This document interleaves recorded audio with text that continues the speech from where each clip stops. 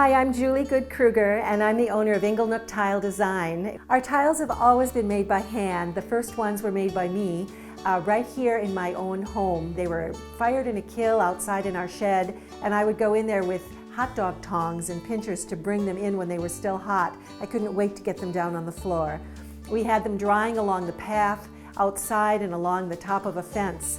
Since firing the first tiles here in our home, we have worked in different locations, all in Pennsylvania. Our manufacturing process is all done by hand, and it's really more of an artisan craft workshop than a manufacturing plant. Today, many of our tiles are made in Harrisburg by our friend Jim Lard. I met Jim Lard about 19 years ago when I took a class at the college where he's a professor.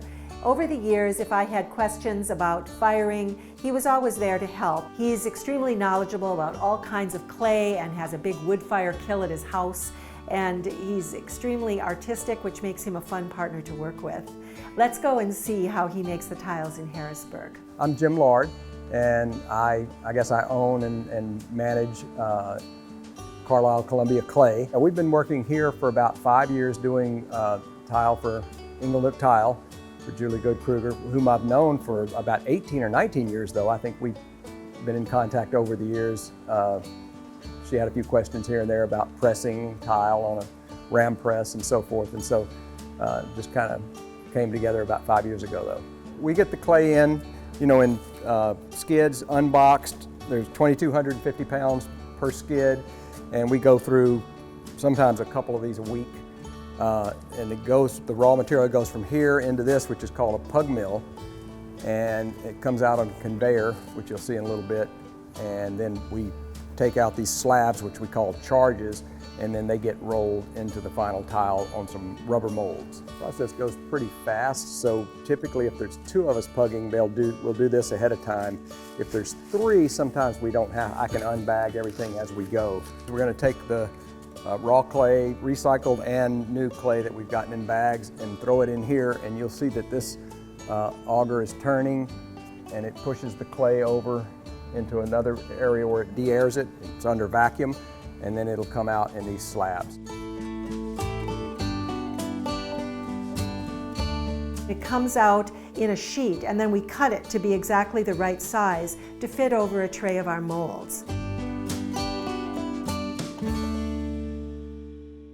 We stack them on a table for about the right number of tiles that we can make that day. We then have a tray of our molds, and we lift that clay up and set it over the top like a blanket. Before we pick up the blanket of clay, we put whatever finishes that we want, the clay powders, the wood ashes, whatever we decide that we want to use, in the molds before we press the clay in. Then we pick the clay up, put it over the molds, cover it with a kind of material that's going to give some texture on the back, lift the tray up and run it through what's called a slab roller. That squishes the clay material down into the mold and kind of oozes out around the edges. We then take that piece of carpet or fabric off, which gives a texture on the back, enabling it to grip the thin set material on the floor or the wall, and put a board over the top, flip it over, and then what you have is the board upside down with oozed clay all around it. We then cut around with a kind of circular knife, or pizza cutter actually, around the top, and then pick up the tray and then peel that off, and then we have the images of the tiles lined up on the board.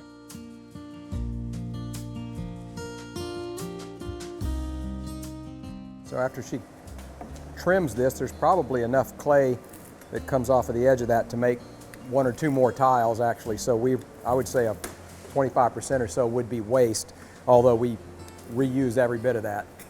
So when she trims this, she's throwing all of the excess in here, and we recycle it pretty much on a daily basis, even sometimes 2 or 3 times a day as we're pugging. So we don't waste anything. We collect all the dust that comes off of the table after we sand tile.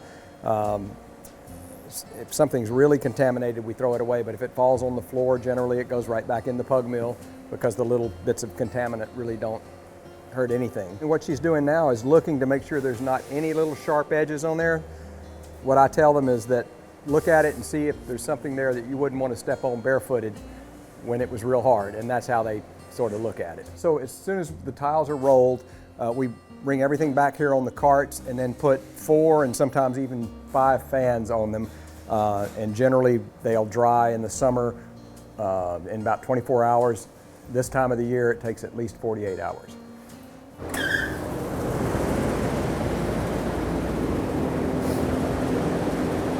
So when we come in the morning, the tiles are usually on here and they're dry. And then we want to stack up, just for efficiency, we usually stack up 3 sets, which would be 15 tiles, right on top of one another like that. And then they go from here and they're taken off and broken apart, and the edges are touched up just so that nobody cuts themselves when they're installing them. And we do have to make sure they're completely dry, because the most fragile time for the tile is right before it's dry. When they're completely dry, they're pretty tough, but before that, they're very fragile. We then stack them into the kilns. There are certain ways that we load them so that the fire will hit them. You can put less in on certain shelves. You'll have more of the fire coming around them, but we tend to pack them pretty evenly. You put something here to just keep them from falling over. And then this is so that they're all straight, because we have to lean something against them.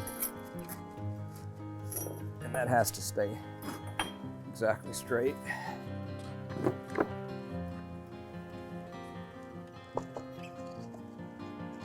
This kiln, I think we put about 750 to 800 tiles. In the little larger one, there's almost 1,000 tiles in each firing. There will be parts of the kiln that will fire a little bit hotter than others. Every kiln is kind of distinctive and has its own hot and cold spots, and we're only talking a few degrees, but that's what gives the interesting color variations of the tiles when they're fired in different parts of the kiln. This kiln's gas-fired, which is much more efficient than firing with electric. It also gives a little bit of variation in color to the tiles because it's something of an atmospheric firing. So this one's just about done. We have about 10 or 15 more minutes. When we turn this off, it'll be probably nearly 48 hours before we want to unload it, because there's so much mass in there, it takes a long time to cool. You also want to cool it fairly slowly because the tiles will warp. They're very soft and plastic until about 1200 degrees. And so we want to be very careful doing them. Whenever the firing's finished, and this has both a little bit of finished tile and some tile that's not fired yet, we would let it cool down to somewhere around 200 degrees before we would open the door. And in this particular case, this kiln is on rollers, or the car is on rollers. So we would pull that out for easy accessibility. And then we would take the tiles directly from here into boxes. We take one more look at them and make sure that everything is straight. And then we pack them in boxes. And once they're boxed up, we go directly onto a pallet. And then as soon as the job is finished, Julie usually does the shipping arrangements, and we tie it all up and the truck comes and they go all over the country.